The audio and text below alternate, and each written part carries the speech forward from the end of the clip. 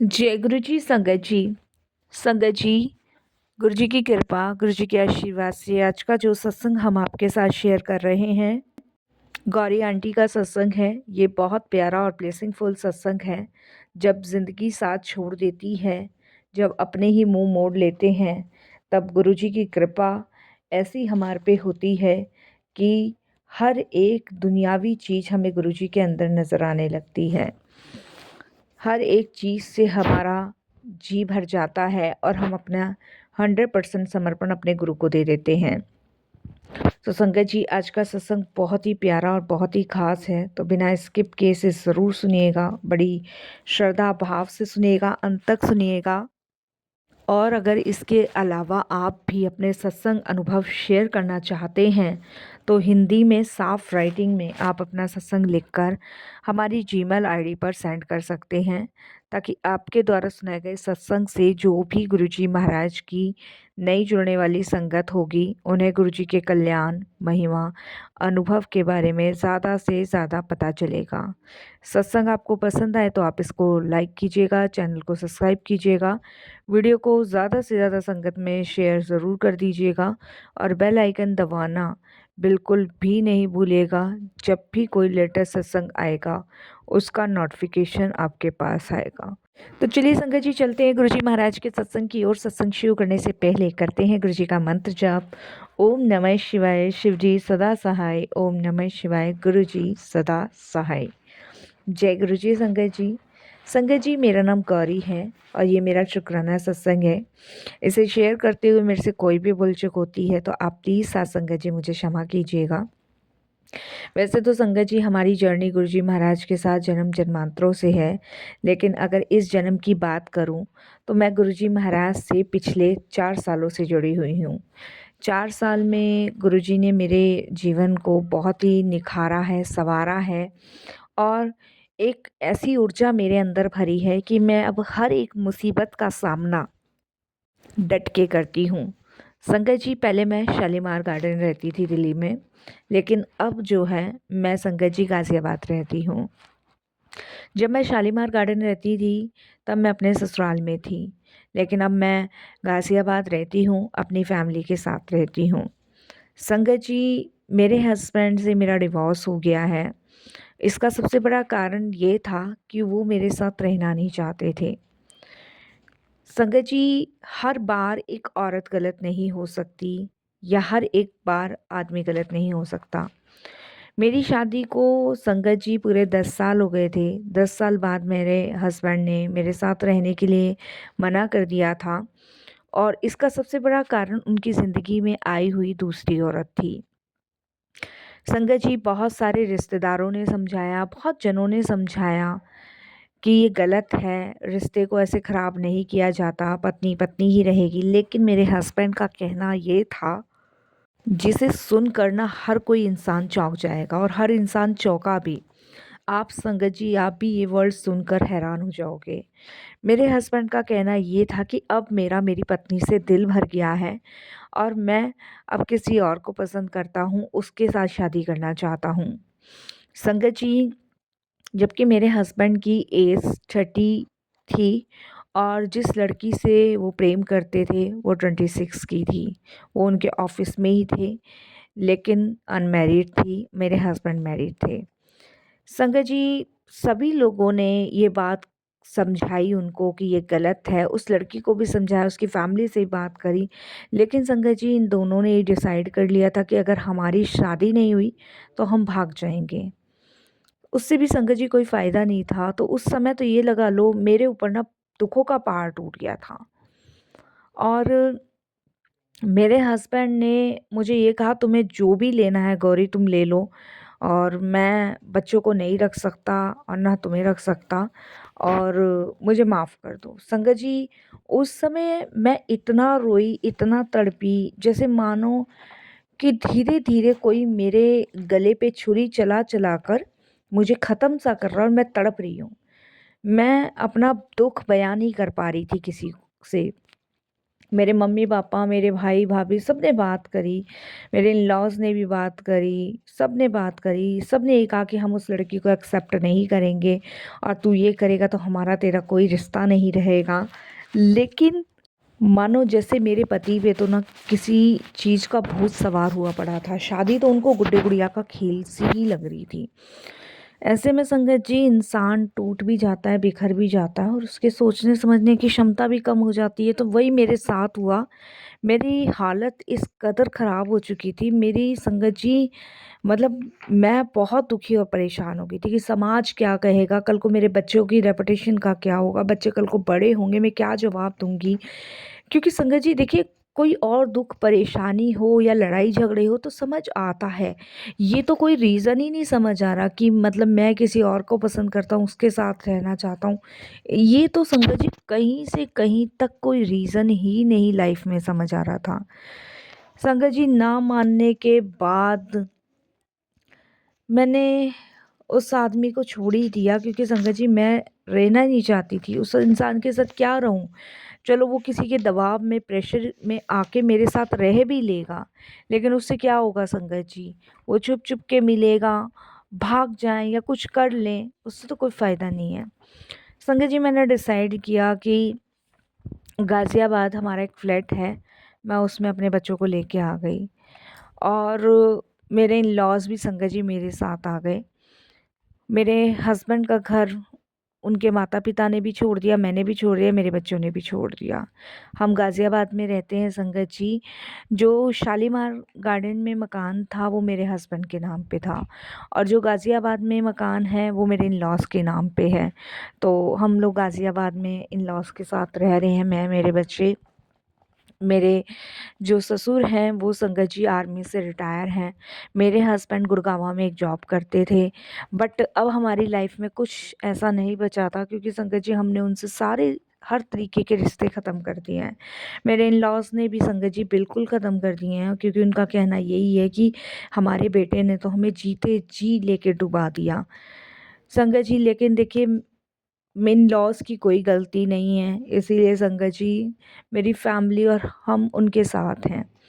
मेरी फैमिली भी संगत जी गाज़ियाबाद में ही रहती है और मैं भी गाज़ियाबाद में ही हूँ। बट संगत जी इंसान टूट जाता है, ऐसी कोई सच्चाई सामने आती है ना तो वो टूट जाता है, बिखर जाता है। ऐसे टाइम पे ना उसको समझ नहीं आती कि वो क्या करे, क्या नहीं करे। तो कुछ हालात ऐसे बन गए मेरे साथ संगत जी कि मैं बहुत ज़्यादा डिप्रेशन में आ गई। संगत जी कुछ रिश्तेदार बातें करने लग गए थे कि इस औरत में ही कमी है इसलिए इसके पति ने छोड़ दिया। कहते हैं ना संगत जी, 100 तरीके के लोग, 100 तरीके की बातें। कुछ का कहना यही था कि पति ने गलत किया, कुछ ये कहते थे कि पति को दुखी करती होगी और उस औरत का आने का क्या मतलब है। बहुत सारी चीज़ें संगत जी मैंने लोगों के मुंह से सुनी अपने लिए, और मेरे इन-लॉज़ ने भी सुनी। ऐसा नहीं है कि अपने बेटे को छोड़ के बहू के साथ हो रहे हो, ये बहुत मैंने अटपटा सुना संगत जी। मैं ये सब चीज़ें सोच सोच के डिप्रेशन में हो गई थी, लेकिन मेरे इन-लॉज़ मेरी ढाल बन के मेरे आगे खड़े रहे। उन्होंने संगत जी मतलब ये लगा लो, एक माँ बाप बच्चे की रक्षा करते हैं ना, ऐसे उन्होंने मेरी रक्षा करी। उसके बाद संगत जी मैं बहुत परेशान, दुखी रहती थी कि मेरी लाइफ में 10 साल बाद ऐसा कैसे हो गया, 2 बच्चे हैं और देखो ऐसा लाइफ में हो गया। तब संगत जी मेरी फ्रेंड है शीतल, जो दिल्ली में ही रहती है और करोल बाग में रहती है, तो वो मुझे बहुत बार कह चुकी थी, "तू गुरुजी के सत्संग में आ, तू गुरुजी के सत्संग में आ।" मैं टेंशन में थी, मैं नहीं जा पाती थी, लेकिन उसने मुझे कहा कि तू आ तो सही, एक बार तो आ। मैंने उसको कहा यार मैं नहीं आना चाहती, मेरा मन नहीं है और ऐसा मेरी लाइफ में हो गया है। तो उसने कहा तू यहाँ आ, तुझे शांति मिलेगी, तू एक बार आ। उसके कहने से संगत जी मैं गई, करोल बाग गई और वहाँ पे संगत जी गुरुजी का सत्संग था। सत्संग अटेंड किया, मुझे बड़ी शांति, सुकून सा मिला और जो-जो वहाँ शब्द बजे थे ना, उन शब्दों में मुझे मेरे सारे सवालों का जवाब मिलता जा रहा था। तो मैं अपनी फ्रेंड को कहने लगी कि भई ये कौन से गुरुजी हैं, कौन हैं? तब उसने कहा तू आज रात को यहीं रुक जा, कल हम बड़े मंदिर जा रहे हैं, तुझे भी लेके चलेंगे। तब संगत जी वो मुझे गुरुजी के बड़े मंदिर लेके गई, उसने जोड़ा मुझे गुरुजी से, या उसने ख़ैर क्या जोड़ा, गुरुजी ने खुद जोड़ा।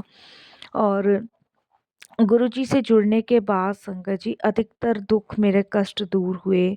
गुरुजी से जुड़ने के बाद संगत जी मुझे ये फ़ील हुआ कि भगवान जो है ना वो आपके साथ हैं। वो आपके कष्टों को हर रहा है, वो आपके दुखों को हर रहा है, बस आप विश्वास करो। तो मैंने संगत जी उसने मुझे गुरुजी का एक स्वरूप भी दिया, वो मैं घर लेकर आई, मैंने घर पे लगाया। मम्मी-पापा भी बहुत खुश थे, बच्चे भी बहुत खुश थे और मंत्र जाप मैं चलाती थी घर में डेली। मतलब वो जो 10 साल की यादें थी ना, वो गुरुजी ने एक पल में छू-मंतर कर दी। 1 मिनट में छू-मंतर हो गई। मतलब मैं संगत जी डिप्रेशन से बाहर निकली, हँसने लगी, बोलने लगी। मुझे फ़ील होने लगा कि हाँ, गुरुजी साथ हैं और जो करते हैं ना भगवान अच्छे के लिए ही करते हैं। और क्या सोचा प्रभु ने क्या नहीं, ये तो भगवान ही जाने। फिर उसके बाद संगत जी मुझे ये पता चला कि मेरे हस्बैंड ने मुझसे डिवोर्स लेने के बाद उससे शादी कर ली है।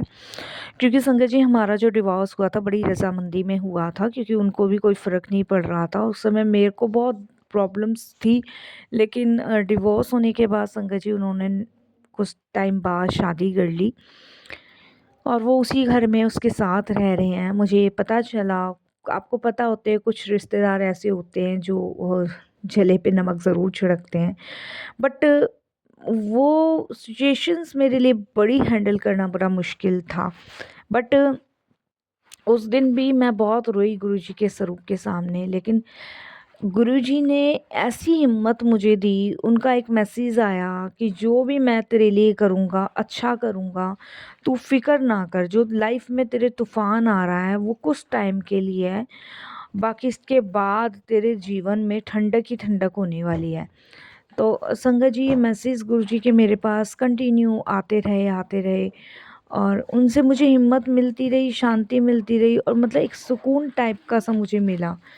आप बिलीव नहीं करोगे संगत जी, उस शांति, उस सुकून से मुझे फ़ील हुआ कि गुरुजी मेरे साथ हैं, वो मेरे कष्ट काट रहे हैं, वो मुझे परेशानी से बाहर निकाल रहे हैं, वो मेरे हर सवालों के जवाब दे रहे हैं, वो मुझे बता रहे हैं कि तू अकेली नहीं है, अब तुझे चिंता फ़िक्र नहीं करनी है।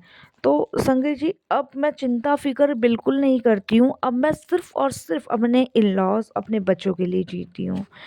क्योंकि संगत जी एक औरत के लिए ना इससे बड़ा दुःख को सहना बड़ा मुश्किल हो जाएगा। एक औरत का पति उसे 7 सालों से चीट कर रहा है संगत जी। मैं जब भी अपने हस्बैंड से पूछती थी तो कोई ना कोई बहाना टाल देते थे कि ऑफ़िस के टूर से बाहर जा रहा हूँ, या संगत जी फ़ोन में लॉक लगाना, खाना नहीं खाना, बच्चों को टाइम नहीं देना, मतलब हर चीज़ की ज़िम्मेदारी उन्होंने मुझ पे सौंप दी थी। हमें तो चलो छोड़ो संगत जी, एटलीस्ट अपने मदर और फादर तक को टाइम नहीं देना।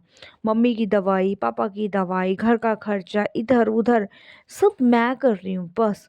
मतलब मुझे पैसे दे देने, ऐसा नहीं है संगत जी कि मेरे खर्चे में या घर के खर्चे में कोई कमी। मुझे सैलरी के जो भी मतलब घर में खर्चा होता था उसके पैसे देने, बाकी सारी ज़िम्मेदारियाँ मेरी। मुझे कहाँ बच्चों को दिखाना है, कहाँ एडमिशन कराना है। मतलब एक पिता, एक पति, एक बेटे का कोई फ़र्ज़ उन्होंने आज तक लाइफ़ में हमारी नहीं निभाया। जो किया वो मैंने किया। मम्मी-पापा को ले जाना है, बच्चों को दिखाना है, एडमिशन कराना है, मुझे खुद को दिखाना है, घर को ठीक कराना है। यहाँ तक कि संगत जी बिजली के बिल और मतलब ए टू जेड घर का जो भी राशन पानी से लेके होता था सारा काम मेरा।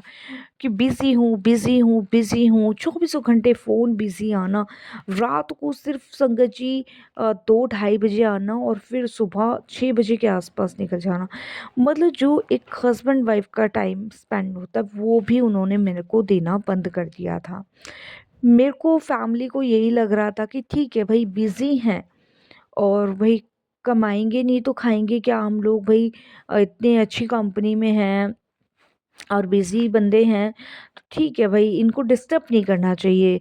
तो मैं मम्मी-पापा को हमेशा कहती थी, मैंने कहा आपको जो भी काम है ना मुझे बोल दो, इनको मत बोला करो। क्योंकि संगत जी वो कोई काम करने को तैयार नहीं, बच्चों को भी मैंने यही समझाया और खुद को भी यही समझाया।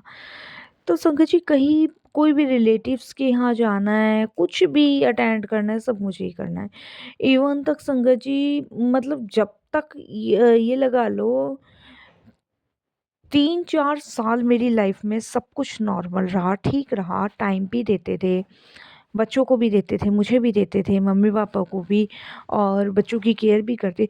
3-4 साल बाद कुछ ऐसी लाइफ बदल गई, जैसे संगत जी हम सिर्फ़ और सिर्फ़ 5 लोग घर में हैं, छठा इंसान तो है ही नहीं।